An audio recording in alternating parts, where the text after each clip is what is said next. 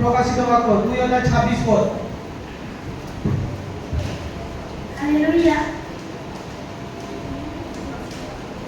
আর যে জয় করে ও শেষ পর্যন্ত আমার আদিষ্ট কার্য সকল পালন করে তাহাকে আমি আপনি পিতার হইতে যেরূপ পাইয়াছি তদ্রূপ জাতিগণের উপরে কর্তৃত্ব দিব। আমেন। হালেলুয়া। দেখো প্রকাশিত বাক্য 2:26 বলছে আর যে জয় করে।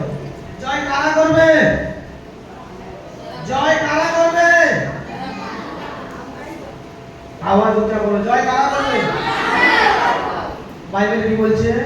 যে জয় করে ও শেষ পর্যন্ত। কখন? শেষ পর্যন্ত। পৃথিবীর শেষ কবে আমি জানি না, তবে আমার বয়সের একটা শেষ হবে জানি। 70 হোক, 80 হোক, 90 হোক, 120 হোক, তাহলে তোমার বয়সের শেষ পর্যন্ত ধরে রাখো। তোমার বয়সের শেষ পর্যন্ত তুমি বিশ্বাসকে ধরে রাখো, বাক্য বোঝো। আর কি বলছে? আমার আদিষ্ট কার্য সকল পালন করে। প্রভু যে কার্যকারী বা প্রভু যে ব্যাখ্যাগুলো দিয়েছে, প্রভু যে কথাগুলো দিয়েছে, সেগুলোকে যে যে পালন করছে। কোনো একটা আজ্ঞাকে ছোট করে না ধরে আজ্ঞা ছোট, প্রত্যেকটাকে ভক্তির সঙ্গে আনন্দের সঙ্গে পালন করো। আবার বলছে তাহাকে আমি আপনি পিতা হইতে যেরূপ পাইয়াছি। আচ্ছা, প্রভু যিশু পিতার কাছ থেকে কত চমৎকার ক্ষমতা পেয়েছেন, তাই না? পেয়েছেন তো? বলছে আমি তোমাদের সেটা দেবো। যে যে পালন করছে, দেখো এই যে বাইবেল আমরা পড়ছি, আমি যে অধ্যায় যে পদগুলো বলছি এগুলো তোমাদের বাইবেলে আছে। তাহলে আমি তো আলাদা বাইবেল পড়ছি না, একই বাইবেল পড়ছি। তাহলে একই যখন বাইবেল, তাহলে আজ বাইবেল পড়ে দেখো বচনের মাত্রা আমি তোমাদের একটা একটা করে বুঝিয়ে দিচ্ছি। আবার কি বলছে? যেরূপ পাইয়াছি তদ্রূপ জাতিগণের উপরে কর্তৃত্ব দিব।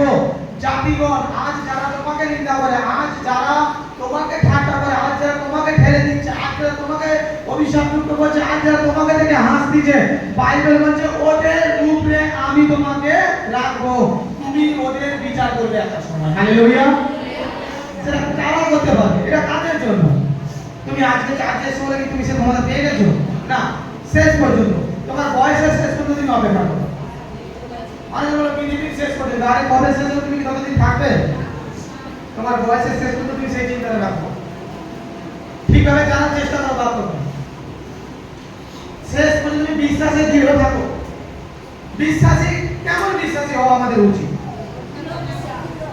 প্রভু যিশু নামে আমরা অনেক সময় বলি আমরা দৃঢ় বিশ্বাসী, কিন্তু ছোট্ট একটা কোনো বিপদ আছে সেটা আমরা সেখান থেকে পিছিয়ে আছি, বিশ্বাস কমে যায়। এরকম বিশ্বাস না করো।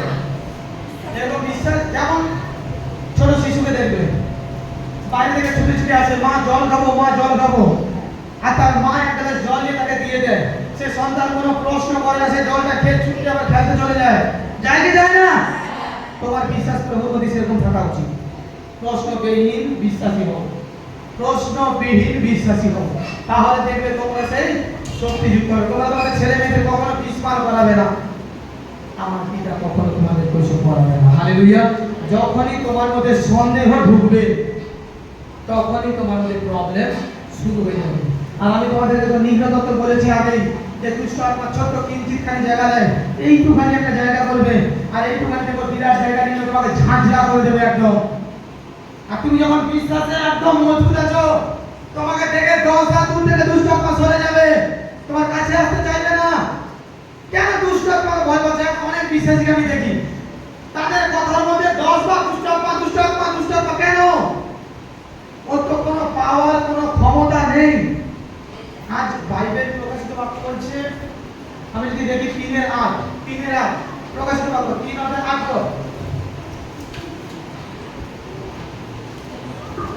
3:8 হালেলুয়া। আমি জানি তোমার কার্য সকল দেখো, আমি তোমার সম্মুখে এক খোলা দ্বার রাখিলাম, তাহা রুদ্ধ করিতে কাহারও সাধ্য নাই। কেননা তোমার কিঞ্চিৎ শক্তি আছে, আর তুমি আমার বাক্য পালন করিয়াছ, আমার নাম অস্বীকার করো নাই। আমেন। হালেলুয়া। বলছে তোমার কিঞ্চিৎ শক্তি। আজ আমরা যেখানে লড়াই করতেছি তা প্রভু জানেন, জানেন কি না? বাক্যর মাত্রা কি বলছে? আমি জানি তোমার কার্য সকল দেখো, আমি তোমার সম্মুখে দ্বার খোলা রাখিলাম, তাহা রুদ্ধ করিতে কাহার সাধ্য নাই। প্রভু যে দ্বার আমাদের জন্য খোলা রেখেছেন, সেই দ্বার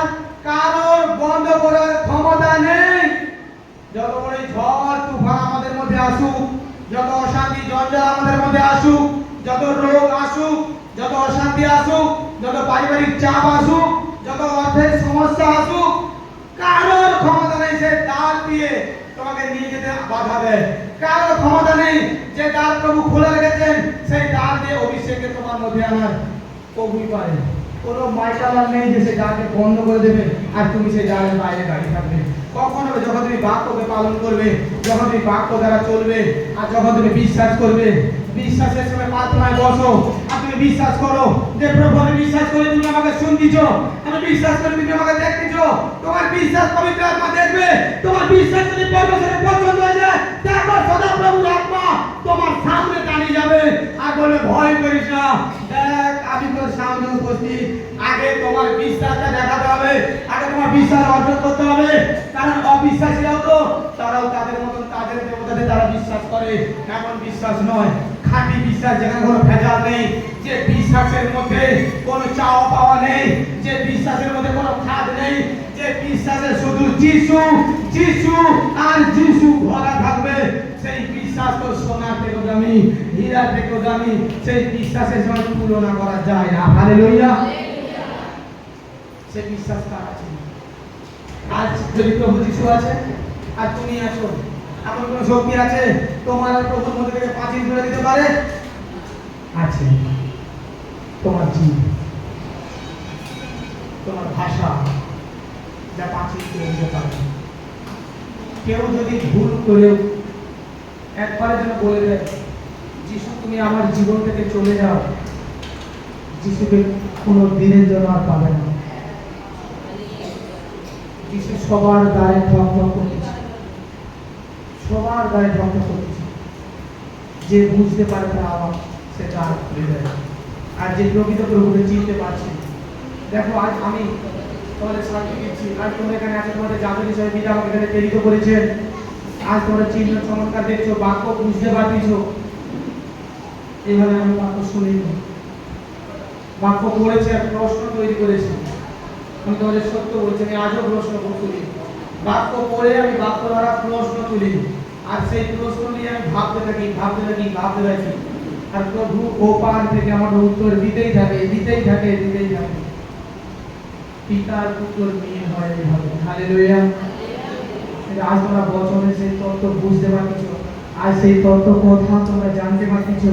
আজ প্রভু সেই আবির্ভাবকে তোমরা দেখছো। আজ বাক্য দ্বারা প্রভু তোমাদেরকে কি বলছেন? এই বাক্য জীবন সত্য। এই বচন কার দর্শন? আচ্ছা, এই বচন কার দর্শনে লেখা? এই বাক্য, প্রকাশিত বাক্য কার দর্শনে লেখা হয়েছে?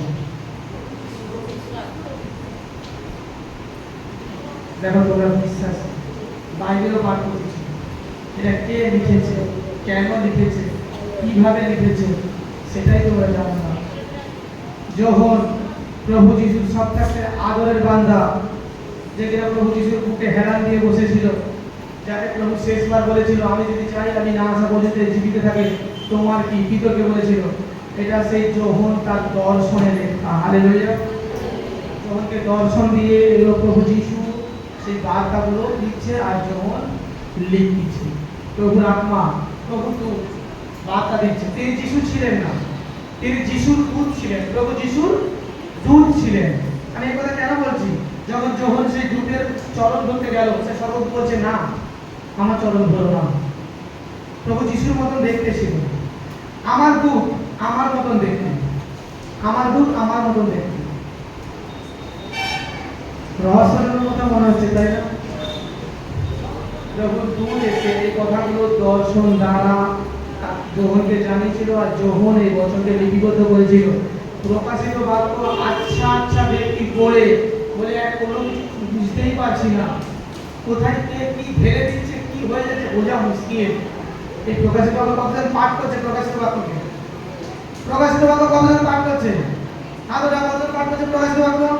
আচ্ছা, এখানে মজার বিষয় একটা আছে। যদি প্রকাশিত বাক্য পাঠ করেই থাকো, শুরুতেই হেডলাইন দেওয়া আছে কে এইটা লিখেছে, সেটা তো পাঠ করা হয়নি। হ্যাঁ, করতে হয়, করে গেছি। দেখে নেবে, লিখে নেবে আমার কথা। প্রত্যেকটা বচন কারেন্টীয় কে লিখেছে? হেডলাইন শুরুতে লেখা আছে। রোমিও কে লিখেছে? হেডলাইন শুরুতে লেখা আছে। পেরিতো কে লিখেছে? হেডলাইন শুরুতেই লেখা আছে। দেখেন ভালো করে তোকে চোখ চালাতে। এবং বচনের মাঝে মাঝে দেখবে টপিক দেওয়া থাকে। আসলে স্বর্গের শিক্ষা এরকম খাঁটিই হয়। বচন শুধু বলে যাবে, মাথা দিয়ে চলে যাবে, রাস্তা কি হচ্ছে জানতে না পারবা। লুক কে ছিলেন? লুক কি যিশুর দাস ছিল? লুক কি যিশুর দাস ছিল? ছিল না। লুক একজন ডাক্তার। পৌলের দাস ছিল, পৌলের শিষ্য ছিল।